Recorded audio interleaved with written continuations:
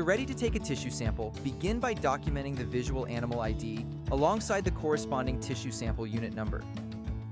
Ensure the applicator is loaded properly. For Allflex TSUs, load as shown in this example. So we're going to take this out. Going to drop this down in here. We're going to turn that to lock it in. We're going to push this to make sure everything's hooked together. That'll pull it back. We're going to expose the razor-like cutting surface. We chuck that, and we are ready to go to the chute. Position the applicator approximately 1 inch from the edge of the ear. Avoid veins, ridges, tattoos, dirt, or manure. Squeeze the applicator handles together using a swift motion.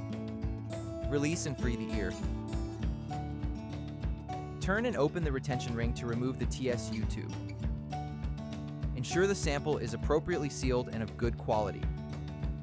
Quality samples should contain a cartridge core between 2 rings of flesh and a green ball at the bottom. Resample the animal if needed. Add the sample to the provided box and label. Reverse the applicator and dispose of the cutter to prepare for reloading. Store the samples at room temperature and away from sunlight for up to 6 months. Next, it's time to submit your sample.